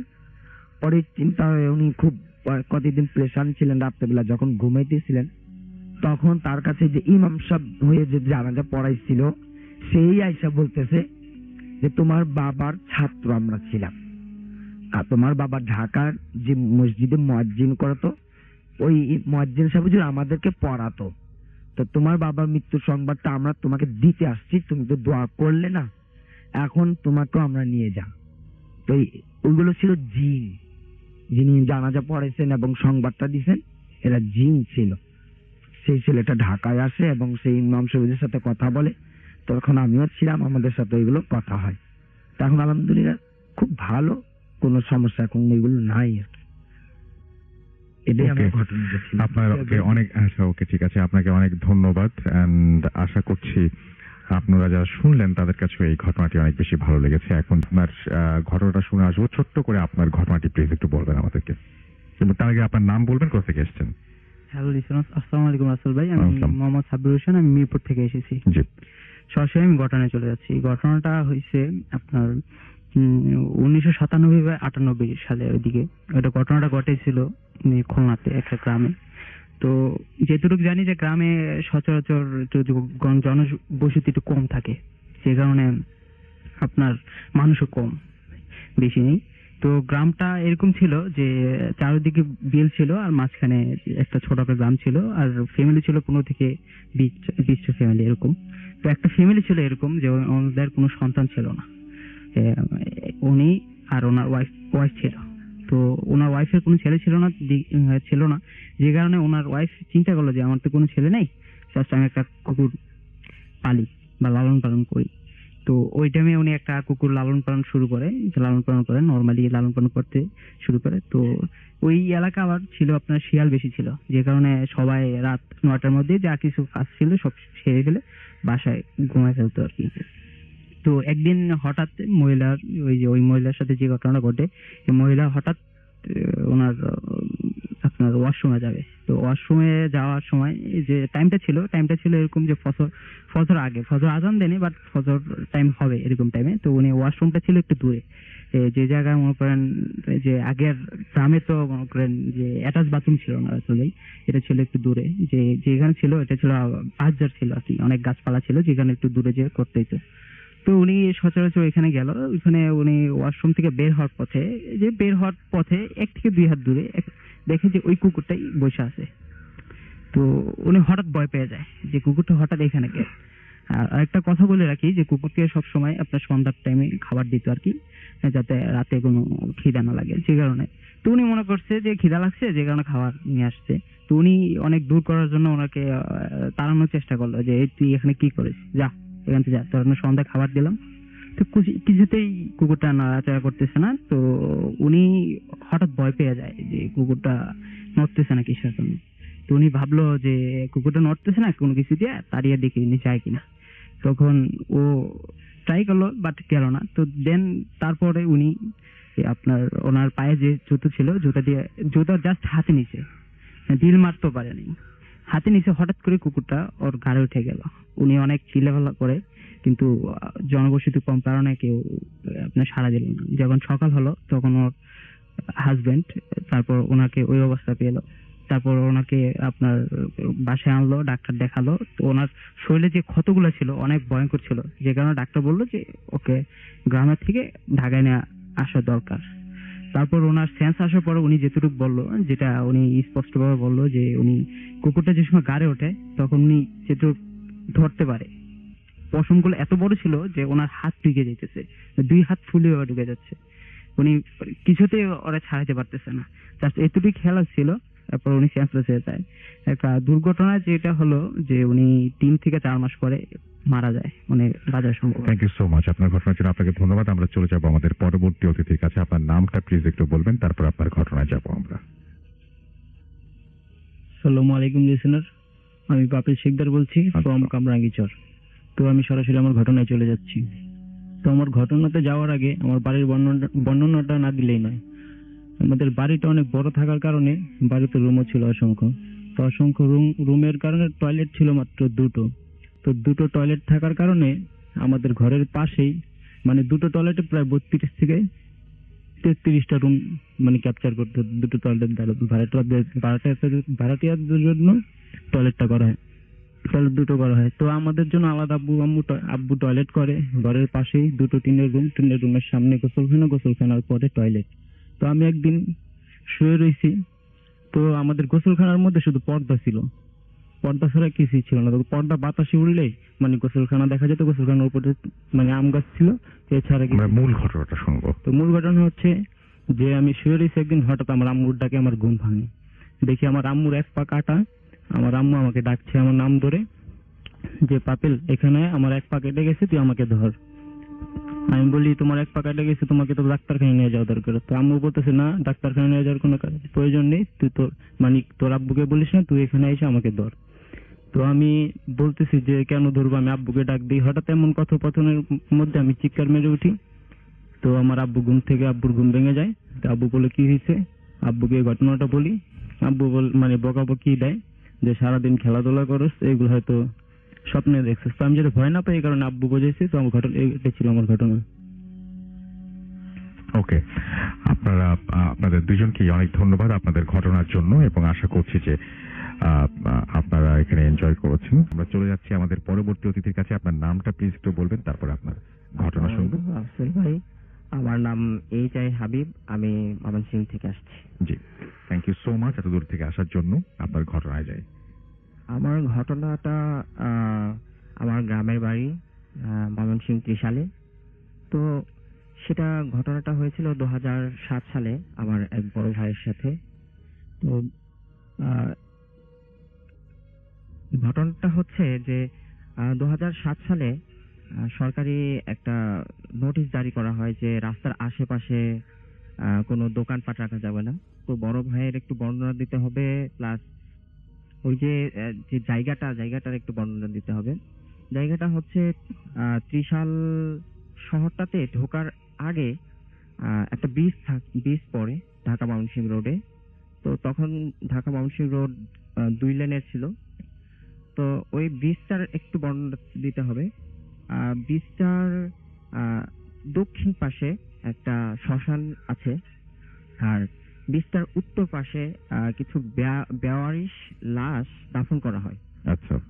তো দেখা যাচ্ছে যে বড় ভাইয়ের দোকানটা পাশেই ছিল একটা লেকের পাশে। ওইটা লেকের পাশে একটা বড় রেন্টি গাছ ছিল। তো ওই গাছের নিচে দুইটা দোকান ছিল, বড় ভাইয়ের চাচার একটা দোকান আর বড় ভাইয়ের দোকান। তো বড় ভাইয়ের নাম হচ্ছে বিপুল। তো উনি 2007 সালে যখন সরকারি নোটিশের কারণে দোকানটা ওইখান থেকে রাস্তার পাশ থেকে সরায় অন্য একটা জায়গায় নিতে হয়। তো নদীর পাশে একটা জায়গা ছিল যেখানে সরকারি নিষেধাজ্ঞা ছিল না। তো সেখানে বড় ভাই ওনার দোকানটা নিয়ে আসেন। তো এখন মূল ঘটনাটায় আসি যে উনি দোকানটা স্থাপন করার কিছুদিন পরে একদিন রাতে প্রায় রাত 12:30 থেকে 1টার দিকে আর কি ইয়ে করতেছিলেন, মানে বাথরুমে যাবেন। তো বাথরুমে বের হয়েছেন বাথরুমের জন্য। তো দেখা গেল যে উনি যখন বের হলেন, বের হয়ে রাস্তার দিকে তাকালেন, ঢাকা ময়মনসিংহ রোডের দিকে তাকালেন। তো তাকানোর পরে দেখা গেল যে একটা মেয়ে সাদা একটা ফ্রক পরে দাঁড়িয়ে আছে। তো বিপুল ভাই চিন্তা করলেন যে আসলে এত রাতে, রাত প্রায় 12টা থেকে 1টা বাজে, এত রাতে একটা মেয়ে এই ব্রিজের পাশে দাঁড়িয়ে আছে, তো জায়গাটা তো ভালো না এমনিতেই। তো মেয়েটা দাঁড়িয়ে আছে, কি হয়তো কোনো সমস্যা হয়েছে বা তারপর আশেপাশে কেউ আছে, তো দেখি ঘটনাটা কি। তো বিপুল ভাই কিছুক্ষণ অপেক্ষা করলেন। অপেক্ষা করার পরেও দেখলেন যে মেয়েটার আশেপাশে কেউ আসলো না। বিপুল ভাই সাহস করে মেয়েটার পাশে ওদিকে গেলেন, রাস্তার ওদিকে গিয়ে তো মেয়েটার কাছাকাছি গেলেন। মেয়েটার কাছে গিয়ে বললেন যে আপু, আপনি এত রাতে এখানে দাঁড়িয়ে আছেন? তো মেয়েটা আপু বিপুল ভাইকে দেখে আপনি একটু ঘটনাটা মানে মূল জায়গাটা বলেন হ্যাঁ please। হ্যাঁ জি, মেয়েটা বিপুল ভাইয়ের দিকে তাকালেন। তো তাকানোর পরে বিপুল ভাই বললেন যে আপু, আপনি এত রাতে এখানে দাঁড়াইছেন, জায়গাটা তো ভালো না, আর আপনার হাতে অনেক স্বর্ণালংকার, বা আপনি এই জায়গাটা ভালো না, তো আপনি কেন আসছেন এখানে? তো পরে মেয়েটা বলল যে আমি ঢাকা থেকে ময়মনসিংহ যাচ্ছিলাম আমার ভাইয়ার সাথে। তো আমি এখানে বাথরুম করার জন্য নিচে নেমেছিলাম। তো গাড়িতে যে ড্রাইভার ওনারা চলে গেছেন ময়মনসিংহ, আমাকে এখানে রেখে। তো তারপর ঘটনাটা হচ্ছে যে পরে বললেন যে আপু, আপনি এখানে যে এত রাতে দাঁড়ায় আছেন, এখানে তো আপনি সেফ না। তো আমার এখানে পাশে দোকান আছে, তো আপনি চাইলে আজকে রাতটা এখানে থেকে যেতে পারেন, আগামীকাল সকালে এখান থেকে আপনি চলে যেতে পারবেন ময়মনসিংহ। তো পরে বিপুলের সাথে মেয়েটা দোকানের সামনে আসলেন। তো বিপুলের কাছে যেহেতু উনি স্মোকিং করতেন, তো ওনার কাছে লাইটার ছিল, সবকিছু উনি রেখে 2টা ব্যাট করলেন। দোকানের ডেস্কের উপরে একটা ব্যাট করলেন, আর দোকানের নিচে একটা ব্যাট করলেন। তো ব্যাট করে উনি আবার বাইরের দিকে তাকাচ্ছিলেন, দেখতেছিলেন যে আসলে মেয়েটা কি করতেছে, আননোন একটা মেয়ে। তো মেয়েটা বিপুল ভাই যেটা দেখলেন সেটা হচ্ছে মেয়েটা বাইরে ফোনে ওর ভাইয়ার সাথে কথা বলতেছে যে ভাইয়া, তুই আমাকে ফেলে একা রেখে ফেলে চলে গেছিস। তো পরবর্তী যেটা হয় সেটা হচ্ছে যে বিপুল ভাই ইয়েতে যায়, আবার বাথরুমে যায়। তো বাথরুমে যাওয়ার পরে উনি বাথরুম সারেন, সেরে যখন পেছন দিকে আসেন, তো পেছন দিকে আসার সময় দেখলেন যে ওই মেয়েটা তার পেছনে দাঁড়ায় আছে। তো মেয়েটা পেছনে দাঁড়ায় থাকাকালীন তারপর বিপুল ভাই যেটা বললেন যে কিছুটা ভয় পেয়ে গেলেন যে মেয়েটাকে আমি দোকানের সামনে দাঁড় করে আসছি, তো উনি আবার আমার পেছনে এখানে এসে দাঁড়াচ্ছেন কেন? তো মেয়েটা বিপুল ভাইকে বললেন যে ভাইয়া আসেন আমরা একটু দাঁড়ায় গল্প করি। তো মেয়েটা গল্প করার জন্য যখন এদিকে ইয়ে করলেন, পাশে একটু দাঁড়ালেন, দাঁড়ানোর পরে মেয়েটা বিপুল ভাইকে বললেন যে ভাইয়া আপনি কি ওই ব্রিজের নিচ থেকে কি একটা পাথর এনে দিতে পারবেন আমাকে? তো বিপুল ভাই বললেন এত রাতে আমি এই ব্রিজের নিচে যাব কিভাবে? তো মেয়েটা বলল যে এটা আপনি পারবেন না, এটা তো খুব সহজ কাজ।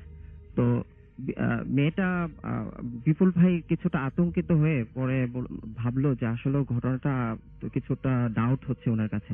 তো বিপুল ভাই একটু বলতেছে আপনি পারবেন এত রাতে? পরে মেয়েটা রাজি হয়ে গেল। তো রাজি হয়ে যে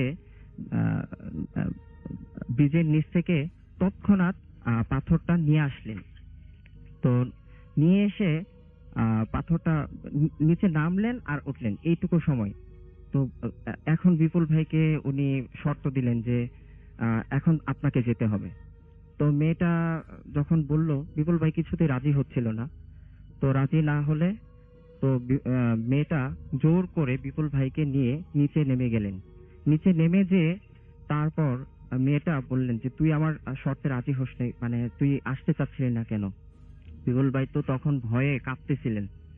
তো উনি কেঁপে কেঁপে মানে আর দেখতেছিলেন যে এই গল্পটা শেষ কোথায় হয়েছে আমাকে শেষ এখানেই কাছাকাছি চলে আসছে। তো উনি মানে দেখলেন যে মেয়েটা আস্তে আস্তে ওই নিচে যাওয়ার পরে মেয়েটা চেহারাটা বিভৎস হয়ে গেছে। তো বিভৎস হয়ে যাওয়ার পরে উনি আরো বড় হয়ে যাচ্ছেন। তো দেখা যাচ্ছে যে তারপর বিপুল ভাই যেটা করলেন, তো উনি বললেন যে আজকে বাঁচি আর মরে, তো আমি ওনার সাথে ফাইট করব। তো ফাইট করার পরে উনি অনেকক্ষণ প্রায় 10-15 মিনিট ফাইট করার পরে তো মেয়েটা আস্তে আস্তে ছোট হয়ে গেল। ছোট হয়ে যাওয়ার পরে কাক হয়ে উড়ে গেছে। ওকে, থ্যাংক ইউ সো মাচ। আপনার ঘটনার জন্য আপনাকে অনেক ধন্যবাদ। ধন্যবাদ রাসেল ভাই। আমি মোহাম্মদ আরমান, মিরপুর 1 থেকে আমি এসেছি আজকে ঘটনা শেয়ার করব। রাসেল ভাই, ঘটনাটা বেসিক্যালি আমার হোম ডিস্ট্রিক্ট চাঁপাইনবাবগঞ্জ, যেটাকে বলে আমার হোম ডিস্ট্রিক্ট চাঁপাইনবাবগঞ্জ। সো ঘটনাটা আমার সেখানকারই। তো রাসেল ভাই, আমার একটা অভ্যাস আছে, সেটা হচ্ছে যে আমি সাধারণত ব্লাড ডোনেট করতে আমার খুব ভালো লাগে। আমি বেসিক্যালি রেগুলারই ব্লাড ডোনেট করি। 4 মাস পর পর আমি সাধারণত ব্লাড দিয়ে দিই। তো ঘটনাটা শুরু হয় এভাবে যে হঠাৎ করে একদিন রাত্রের দিকে আমার ফোনে একটা ফোন আসলো। ফোনের নাম্বারটা খুবই ওয়ার্ড টাইপের ছিল, অনেকটা আমি নাম্বারটা ছিল 01। আমরা সেটা না বলি, নাম্বারটা বলবো না আমরা। ওকে রাসেল ভাই। তো আসার পর থেকে আমাকে ফোনে বলা হলো যে একজন অপারেশনের রোগী অ্যাক্সিডেন্ট হয়েছে, তার ব্লাডের জন্য এ পজিটিভ ব্লাড লাগবে, তো আপনি কি ব্লাড দিতে পারবেন? তো আমি বললাম ঠিক আছে, আমার যেহেতু 4 মাস ওভার হয়ে গেছে আমি ব্লাড দিতে পারবো। তো উনি বললো ঠিক আছে, চাঁপাইনবাবগঞ্জ মেডিকেল সদর হসপিটাল যেটা, সেখানে চলে আসবেন 10টার দিকে। ব্লাড ব্যাংক থেকে আমরা ব্লাডটা নিয়ে আপনার ব্লাডটা কালেক্ট করে তারপরে হচ্ছে রোগীকে দিব, 10:30টায় অপারেশন হবে এ বলেছে। তো রাসেল ভাই, আমি এই ফোনটা পাওয়ার পর আমি তখন হচ্ছে তার পরের দিন আর কি ব্লাড দিতে যাব। তখন যথারীতি আমি বাসা থেকে বেরোলাম। তো আমাদের ওই বাসা থেকে সদর হসপিটালটা ছিল অটোতে যাওয়া আসা করতে হয়। তো এটা ছিল মোটামুটি 15 মিনিট মতো ডিস্টেন্স অটোতে। তো আমি বাসা থেকে বেরোলাম। ওই এলাকা একটু নির্জন এলাকা বলতে রাত 10টা হলে অনেক রাত, তো কোনো অটো পাওয়া যায় না। তখন আমি অটোর জন্য দাঁড়িয়ে আছি, কিন্তু রাস্তা একদমই ফাঁকা, কোনো ধরনের কোনো যান চলাচল করতেছে না, পুরোপুরি একদম রাস্তা ফাঁকা। মনে হয় আমি একাই দাঁড়িয়ে আছি একটা। তো হঠাৎ করে একটা অটো আসলো। আমি বললাম, মামা আপনি কি হাসপাতাল যাবেন? তখন উনি বললো যে হ্যাঁ আমি ওই দিকেই যাচ্ছি, আমার বাসা ওইদিকে, তুমি যেতে পারবা। তো আমি অটোতে উঠে গেলাম, বাট অটোতে উঠার পর আসল ভাই সামথিং ইজ রং ফিলিংস। আমি কিছুটা অন্যরকম ফিল করতেছি। ফিলিংসটা ছিল এরকম যে আমি অটোয় বসে আছি, মনে হচ্ছে যে অটো যেরকম সাধারণ স্পিডে চলার কথা সেরকম স্পিডে চলতেছে না, কেমন যেন সবকিছু একটু এলোমেলো হয়ে গেল। তো যেতে যেতে যখন হসপিটাল থেকে ওয়াকিং ডিস্টেন্স 5 মিনিট, তখন হঠাৎ করে অটো বন্ধ হয়ে গেল, অটো স্টার্ট বন্ধ হয়ে গেল। তো আমি আবার এই ব্যাপারগুলো খুব বেশি মাথায় নিতাম না, আমি চিন্তাই করতাম না যে এই জিনিসগুলো আমার সাথে ঘটবে, বাট আমি খুব অ্যাডভান্সের টাইপ ছিলাম যে হয়তো এরকম কিছু হবে। তো হঠাৎ করে যখন স্টার্ট বন্ধ হয়ে গেল, তখন আমি মনে হলো যে কিছু একটা হচ্ছে মনে হচ্ছে আমার সাথে। তখন মামা বললো যে ব্যাটারি চার্জ শেষ, আপনি এখান থেকে হেঁটে চলে যান। তখন আমি যথারীতি মামার কথা মাথায় নিয়ে চলে যাচ্ছি, তাকে আমি অটো ভাড়া দিলাম। সো ওখান থেকে বেসিক্যালি অটো ভাড়া 10 টাকা রাসেল ভাই, আমি ওকে 20 টাকা দিলাম। তারপরে উনি আবার আমাকে 5 টাকা ফেরত দিল। দেন আমি চলে যাচ্ছি। তো রাস্তা দিয়ে হাঁটছি, যখন যাচ্ছি আমি হসপিটালের দিকে, তখন পিছন থেকে কেমন যেন আওয়াজ হয়, মানে পিছন পিছন মানুষ হেঁটে আসলে যেটা আওয়াজ হয় না রাসেল ভাই, ঠিক সেরকম, এরকম একদম ধপ ধপ ধপ এরকম মনে হচ্ছে যে কেউ আমার পিছু পিছু আসতেছে। তো আমার কাছে ব্যাপারটা কেমন যেন একটু ভয় ভয় কাজ করতে লাগলো, যে একা একটা রাস্তা দিয়ে আমি যাচ্ছি, তারপরও এরকম পিছন পিছন কেউ যেন মনে হচ্ছে আসতেছে।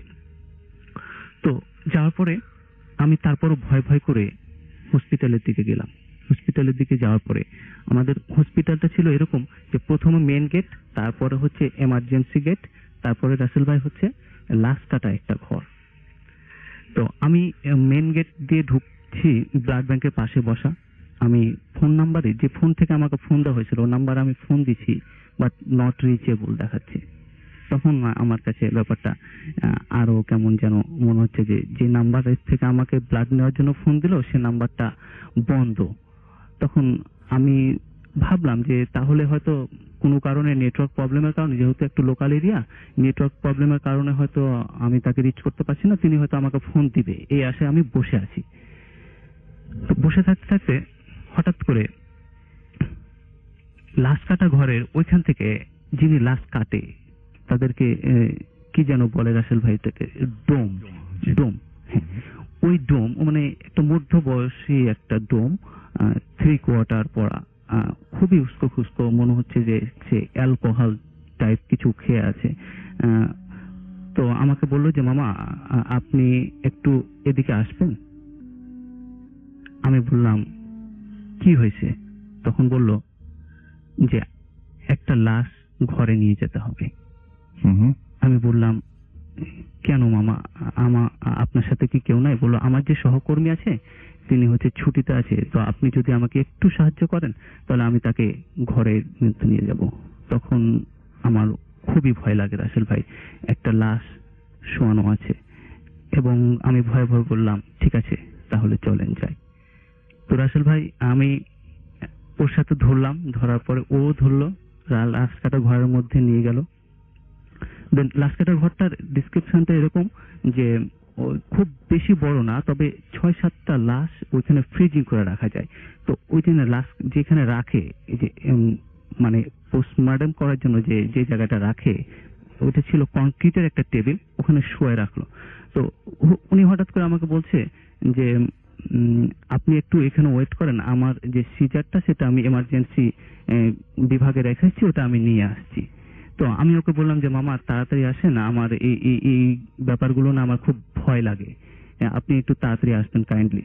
তো রাসেল ভাই ঘটনাটা বেসিক্যালি এখান থেকেই শুরু হয় আমার সাথে, মানে যে সব ঘটনাগুলো ঘটছে এখান থেকেই সূত্রপাত হয়েছে।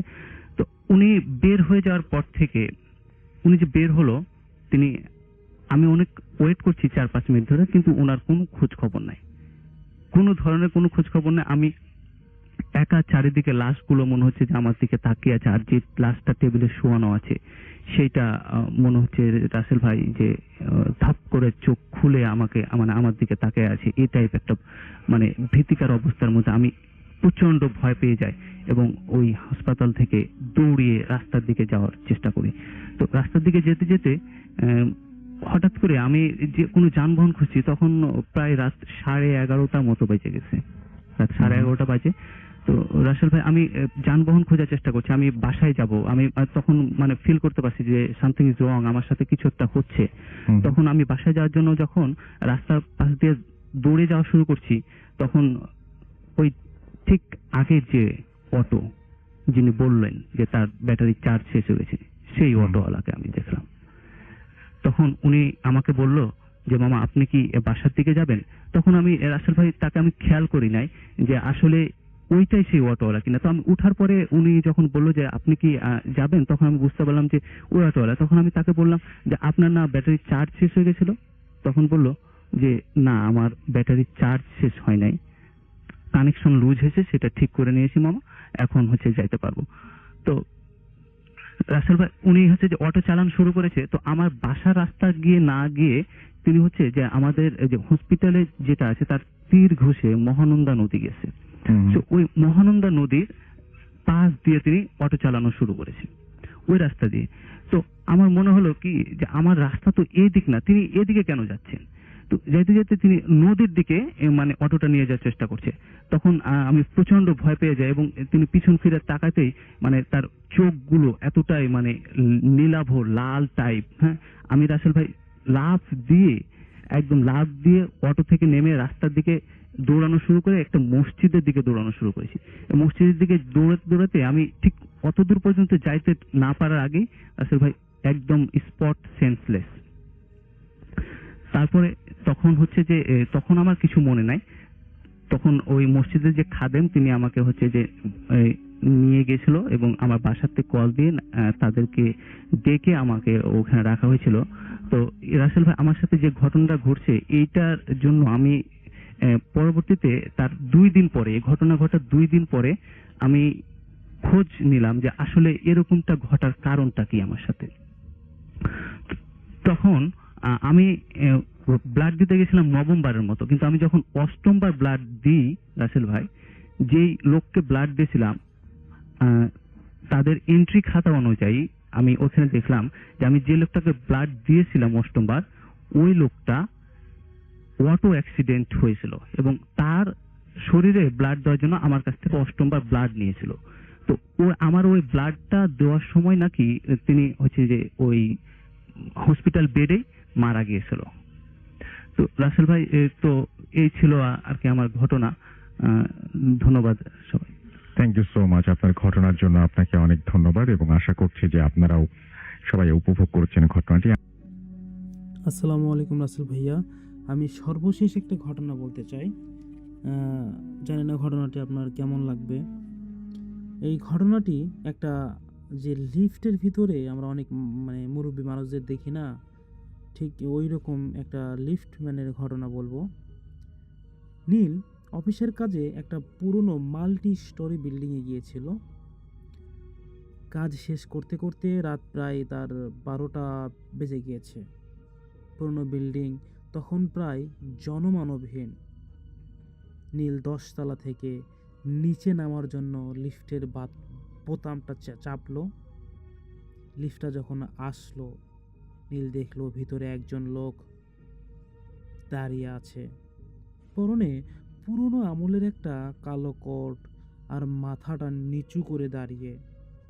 নীল ভিতরে ঢুকলো লিফটের, কিন্তু লোকটা একবারও তার দিকে তাকালো না। লিফট নিচে নামতে শুরু করলো। মাঝপথে হঠাৎ নীল খেয়াল করলো লিফটের দেয়ালে যে স্টিলের প্যানেল থাকে তাতে নিজের প্রতিচ্ছবি দেখা যাচ্ছে সেখানে। কিন্তু অদ্ভুত ব্যাপার হলো, আয়নায় নীলের প্রতিফলন দেখা গেলেও পাশের লোকটার কোনো প্রতিফলন নাই, অর্থাৎ তার কোনো আয়নায় আমরা যেমন আমাদের প্রতিচ্ছবি দেখি, এরকম ওই ব্যক্তিটির কোনো প্রতিচ্ছবি নেই। নীলের হৃৎপিণ্ড থেমে গেল। সে ভয়ে ভয়ে লোকটার পায়ের দিকে তাকালো, দেখলো লোকটার পা দুটো মেঝের ওপর এনে সে শূন্য ভেসে দাঁড়িয়ে আছে। নীল ভয়ে কুকড়ে গিয়ে তাড়াতাড়ি গ্রাউন্ড ফ্লোরের বাটন চাপলো এবং সে বারবার প্রেস করতেছিল। ঠিক তখনই সেই লোকটা একদম নীলের কানের কাছে মুখ নিয়ে এসে বলল, তুমি কি জানো না এই লিফটটা গত 10 বছর ধরে বন্ধ আছে? কথাটা শেষ হওয়ার সাথে সাথেই লিফটের লাইটগুলো নিভে গেল। 1 সেকেন্ড পর সকল লাইট জ্বলল। লিফটে নীল একদম একা। লিফটটা গ্রাউন্ড ফ্লোরে চলে এসে থামলো। নীল তড়িঘড়ি করে বাইরে বেরিয়ে এসে সিকিউরিটি গার্ডকে জিজ্ঞেস করলো লিফটম্যানের কথা। গার্ড অবাক হয়ে নীলের দিকে তাকিয়ে বলল, স্যার, আপনি কোন লিফটের কথা বলছেন? এই বিল্ডিংয়ের লিফট তো 10 বছর আগে অ্যাক্সিডেন্টের পর থেকে সিল করে দেওয়া হয়েছে। নীল পিছনে তাকিয়ে দেখলো যেখান থেকে বেরিয়েছে সেখানে কোনো লিফট নেই, সেখানে শুধু একটা ইটের দেয়াল তোলা। তিনি অবাক হয়ে গেলেন, কিরে, কি হলো আমার সাথে এটা? তখন সেই গ্যাটম্যান বলল, এই ঘটনাটি শুধু আপনার সাথে একার না, এইরকম আরও একজন ব্যক্তির সাথে ঘটনাটি ঘটেছিল। আপনি যাকে দেখেছেন ওই ব্যক্তি আসলে ওই লিফটের ভিতরে কন্ট্রোলার ছিল। সে মানুষদেরকে উপরে নিয়ে যেত এবং আনতো। হঠাৎ এক দুর্ঘটনায় লিফটের ভিতরেই তিনি 2 দিন ধরে হরতালের কারণে বন্ধ হয়ে মারা যায়। কেউ তার কোনো খোঁজ পায়নি। তারপরে 10 দিন পর যখন আবার সেই ব্যক্তিটির কাছে ওই লিফটের মধ্যে লিফট চালু হয়, তখন যে দেখে শুধু তার স্তূপগুলো পড়ে আছে, হাড় কঙ্কাল সব কিছু পচে গন্ধই। তারপর থেকে ওই লিফটটা একদম ওই বিল্ডিংয়ের মালিক সে ওই লিফটটার সামনে দিয়ে পুরোটাই ইট দিয়ে গেঁথে দেওয়াল তৈরি করে দিয়েছে। এখনও ওই লিফটের ভিতরে ওই ব্যক্তিটি দাফন কাফন এবং কিচ্ছু হয়নি। ওই রকমই ওখানে ওই মৃত্যুকে ধামাচাপা দেওয়ার জন্য ওখানে ইট দিয়ে দেওয়াল তুলে দিয়ে সব কিছু ওই বিল্ডিংওয়ালা মুছিয়ে দিয়েছে। কেউ আর ওখানে চেক করতে যায়নি। আর ওই দারোয়ানের পরিবারও তাকে আর কখনো খোঁজে নেই। আস্তে আস্তে এই সকল ঘটনা মুছে গেলেও ওই মুরব্বি ওই লিফটম্যান এখনো ওটার ভিতরে তার আত্মা ঘুরে বেড়ায়। তিনি অত্যন্ত ভালো মনের মানুষ ছিলেন। তিনি কারো কোনো ক্ষতি করেনি কোনো দিন। এইরকম অনেক মানুষ নাকি এসে বাইরে যে বিল্ডিংয়ের দারোয়ান ছিল তার কাছে এই একই ঘটনা বলে। তো তারপরে তিনি এই দুঃখ প্রকাশ করলেন এবং তিনি বললেন, এই যে ঘটনাগুলো, কত সত্য ঘটনাগুলো এই রকম টাকাওয়ালা বিল্ডিংয়ের মালিকদের কাছে মুখ বন্ধ হয়ে থাকে, তার মুক্তর আভাস কেউ পায় না। আমরা না জানা কথাগুলোকে বা আমরা এই রকম অন্যায়গুলোকে প্রশ্রয় দিলে এরকম হাজারো মানুষের জীবন নিয়ে খেলবে এই টাকাওয়ালা বড় লোকরা। তারপর তিনি একটা দীর্ঘ শ্বাস ফেলে দারোয়ানের কাছ থেকে মুক্তি নিয়ে বিদায় নিয়ে চলে গেলেন আপন উদ্দেশ্যে। তো এই ছিল ঘটনা। আমাদের এই ঘটনাটি পাঠিয়েছিল একটি ভূমি অফিস কর্মকর্তার এক ভাইয়া বলেছে, ভাই অবশ্যই এটা আমার সাথে ঘটে গিয়েছে, এটা অবশ্যই আপনি শেয়ার করবেন। তাই তার অনুরোধে ঘটনাটি পড়া হলো।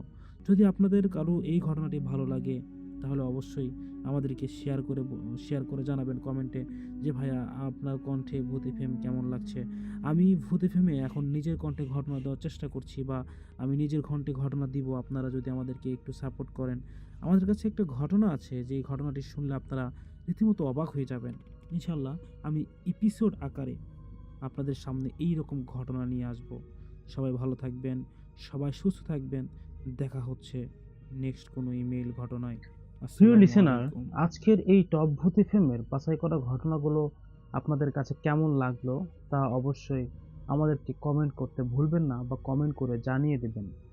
এবং আপনারা কি এইরকম বাছাইকৃত ঘটনা আরও বেশি শুনতে চান কিনা তা অবশ্যই জানিয়ে দেবেন। অনেকেই বাছাই করা ঘটনাকে অনেক বেশি ভালোবাসে, কেননা এই ঘটনাগুলো অনেক অনেক স্পেশাল হয়। আর বাছাই করা ঘটনা যেগুলো, এই বাছাই করা ঘটনা মানেই হচ্ছে স্পেশাল ঘটনা। আপনারা যদি এইরকম ঘটনা শুনতে চান তাহলে প্রতিদিন রাত 10টায় এই চ্যানেলটিকে ফলো করতে হবে, কেননা প্রতিদিন রাত 10টায় এই চ্যানেলে ভয়ঙ্কর সকল বাছাই করা ঘটনাগুলো আপলোড করা হয়। আপনারা যদি প্রতিদিনের সেই আপলোড করা ঘটনাগুলো শুনতে চান, সবার আগে পেতে চান, তাহলে আমাদের এই চ্যানেলটিকে আপনাদেরকে সাবস্ক্রাইব করতে হবে এবং সাবস্ক্রাইব করে বেল অপশনটি অল করে রাখতে হবে। তাহলে আমরা ঘটনা ছাড়ার সাথে সাথে সবার আগে ঘটনাগুলো আপনারা পেয়ে যাবেন এবং প্রতিদিন আপনারা ঘরে বসে ভয়ঙ্কর সকল বাছাই করা ঘটনাগুলো শুনতে পাবেন। তো যাই হোক, আমরা প্রতিনিয়ত আপনাদের জন্য অনেক কষ্ট করে যাচ্ছি এবং অনেক কষ্ট করে এইরকম সব ভয়ঙ্কর ঘটনাগুলো বাছাই করছি। আপনারা যদি আমাদের এই ধরনের ঘটনাগুলো পছন্দ করে থাকেন তাহলে অবশ্যই অবশ্যই আমাদেরকে বলবেন যে জি ভাইয়া ঠিক আছে, আপনাদের এই বাছাই করা ঘটনাগুলো আমাদের অনেক বেশি ভালো লাগছে, আপনারা এইভাবেই কাজ চালিয়ে যান। আর একটা কথা বলতে ভুলে গিয়েছি, সেটা হচ্ছে আমরা কিন্তু নির্দিষ্ট কোনো দিন না, আমরা প্রতিদিন ভূত এফএম-এর সকল আপডেট নিয়ে এই চ্যানেলে হাজির হই। তাই আমি বলবো টপ ভূত এফএম চ্যানেল ভূত এফএম-এর জন্য সেরা। আপনারা এই সেরা চ্যানেলটিকে সাবস্ক্রাইব করে রাখলে আশা করি যারা ভূত এফএম ভালোবাসেন তারা ভালো কিছু পাবেন এই চ্যানেলের মাধ্যমে। আমরা এমন এমন ঘটনা তুলে ধরি যেই ঘটনাগুলো আপনাদের ভালো লাগতে বাধ্য করবে এবং অনেক অনেক মানুষ অলরেডি আমাদেরকে অনেক বেশি ভালোবাসা দিচ্ছে এই চ্যানেলের পারফরমেন্স দেখে, বা এই চ্যানেলের যে ঘটনাগুলো আমরা মেকিং করি, বা আমাদের যে টিম মেম্বাররা আমাদের এই ঘটনাগুলো মেক করে, তারা সবাই প্রত্যেকটা ঘটনাগুলো শোনে এবং শুনে যেই ঘটনাগুলোর মধ্যে আসলেই বাছাই করা কিছু ভয়ঙ্কর ঘটনা থেকে থাকে, সেই ঘটনাগুলোই কিন্তু তারা প্রতিনিয়ত বাছাই করে আমাদের সামনে তুলে ধরতেছে। আমরা চাই আপনারা আমাদের প্রতিদিনের বাছাই করা ঘটনাগুলো শুনবেন এবং আমাদেরকে উৎসাহিত করবেন লাইক, কমেন্ট অ্যান্ড শেয়ারের মাধ্যমে। আপনাদের অনেক বন্ধু বান্ধব আছে যারা ভূত এফএম ভালোবাসে, আপনারা সেই সব বন্ধুদের কাছে, আপনাদের যারা আগে একসাথে আপনাদের সাথে ভূত এফএম শুনতো, তাদের কাছে আমাদের এই ঘটনাগুলো শেয়ার করে পৌঁছে দেন, তাহলেই আমরা হচ্ছে কামিয়াবি হব। যাই হোক, সবচেয়ে বড় কথা হচ্ছে অনেকেই কিন্তু আমাদেরকে কমেন্ট করে যে ভাইয়া আমাদের সাথেও ঘটে গিয়েছে ভয়ঙ্কর ঘটনা, আমরা সেগুলো শেয়ার করতে চাই। অনেকেই আমাদেরকে বলে ভাইয়া আমরা এই ঘটনাগুলো কিভাবে আমাদের সাথে ঘটে যাওয়া ঘটনা আপনার কাছে পৌঁছাবো। আমরা প্রতিদিন ঘটনার ভিতরে কিন্তু বলে দিই, আপনারা আমাদেরকে মেইল করে অথবা হোয়াটসঅ্যাপে আমাদেরকে ঘটনাগুলো পাঠাবেন। আমরা আপনাদের ঘটনাগুলো যদি আসলেই বাস্তব কেন্দ্রিক হয় এবং ভয়ঙ্কর হয়, তাহলে আমরা সেই ঘটনাগুলো অবশ্যই অবশ্যই তুলে ধরব। আমরা প্রতিদিন ঘটনা বানাই, প্রতিদিন ঘটনা মেকিং করি, এই জন্য আমাদের অনেক ঘটনা দরকার। আপনারা যদি চান তাহলে সেই ঘটনাগুলো আমাদেরকে পাঠিয়ে দেবেন। আমরা সুন্দর করে আপনাদের সাথে ঘটে যাওয়া ঘটনাগুলো, যদি কোনো সতর্কতামূলক কথা থাকে, কোনো শিক্ষামূলক কথা থাকে, বা আসলেই ভয় থেকে কিভাবে কাটিয়ে ওঠা যায় এরকম কোনো দক্ষতা থাকে, আমাদেরকে শেয়ার করবেন। আমরা সেই ঘটনাগুলো আমাদের সকল অডিয়েন্সের কাছে পাঠিয়ে দিব। আমাদের অডিয়েন্সগুলো বর্তমান অবস্থায় অনেক বেশি ভূত এফএম ভালোবাসছেন, আমরা সেটা বুঝতে পারছি। তাদের জন্য আমরা এইরকম আরও অনেক ভয়ঙ্কর ঘটনা নিয়ে সামনে আসবো ইনশাআল্লাহ। ভবিষ্যতে যারা আমাদের স্টুডিওতে আসতে চায় তাদের জন্য আমরা ব্যবস্থা করতেছি। আলহামদুলিল্লাহ অনেকটা কাজ শেষের পথে, আমাদের কাজ কমপ্লিট হয়ে গেলেই, স্টুডিওর কাজ কমপ্লিট হয়ে গেলেই আমরা সবাইকে এক এক করে আমাদের স্টুডিওতে নিয়ে এসে এই ভূত এফএমকে আরও অনেক বেশি জমজমাট করে তুলবো। এই ইউটিউবের ভিতরে অনেক অনেক লোকজন এই টপ ভূত এফএম কেন্দ্রিক ভূত এফএম শোনার জন্য পাগল হয়ে থাকবে। আমরা সেই উদ্যোগ নিচ্ছি। আমরা চাইবো আমাদের এই ইউটিউব চ্যানেলটি, আমাদের এই টপ ভূত এফএম চ্যানেলটি সবার ঊর্ধ্বে থাকবে ইনশাআল্লাহ। তাই আপনারা সবাই আমাদেরকে আস্তে আস্তে সাপোর্ট দিয়ে, ভালোবাসা দিয়ে আমাদেরকে আমাদের কাজ করার শীর্ষ পর্যায়ে নিয়ে যান। আমরা আপনাদের জন্য অনেক বেশি কাজ করতে চাই, আরও অনেক এই ভূত এফএম অনেক দূর নিয়ে যাওয়ার চেষ্টা করতে চাই। আপনারা যদি আমাদেরকে এইভাবে সাপোর্ট করেন, আমাদের হেল্প করেন, তাহলে আমরা হয়তো বা অনেক দূর পর্যন্ত পৌঁছাতে পারবো। যাই হোক, আজকের মতো এখানে বিদায় নিব। সবাই ভালো থাকবেন, সুস্থ থাকবেন। দেখা হচ্ছে নেক্সট কোনো ইমেল এপিসোডে। পরবর্তী দিনে আপনারা কার কণ্ঠে ঘটনা শুনতে চান তা অবশ্যই আমাদেরকে কমেন্ট করে জানিয়ে দেবেন। আমরা প্রতিনিয়ত কিন্তু আফরান ভাইয়া, ডক্টর আলিফ ভাইয়া, বাবু ভাইয়া সহ আরও অনেক ডক্টর মঈনুদ্দিন ভাইয়া, সাবিত আলম ভাইয়া সহ আরও অনেকের ঘটনা কিন্তু এই চ্যানেলের মাধ্যমে তুলে ধরে থাকি। আপনারা যদি এদেরকে ভালোবাসেন বা এদের কণ্ঠকে ভালোবাসেন, এরা কিন্তু অনেক দিন যাবৎ ভূত এফএমের সাথে জড়িত। তাই এদের যে আগের ঘটনাগুলো, এগুলো অনেক অনেক ভয়ঙ্কর ঘটনা। আমরা সেই ভয়ঙ্কর ঘটনাগুলোকে বাছাই করে নিয়ে আসি এবং এসে আপনাদের সামনে তুলে ধরি বা উপস্থাপন করি। আপনারা অনেক বেশি তাদের ঘটনাগুলো পছন্দ করছেন। আমরা সেই ঘটনাগুলোকে নতুনত্ব সৃষ্টি করি এবং আপনাদের পাঠানো ঘটনাগুলোকে আমাদের ঘটনা বাছাই করা ঘটনার মাঝখানে অ্যাড করে আমরা ঘটনার ভিতরে নতুনত্ব সৃষ্টি করি এবং আমরা এইভাবেই কাজ করে যাব। আপনারা শুধু সাপোর্ট দেবেন। সবাই ভালো থাকবেন, সুস্থ থাকবেন। আবারও বিদায় নিচ্ছি। আল্লাহ হাফেজ।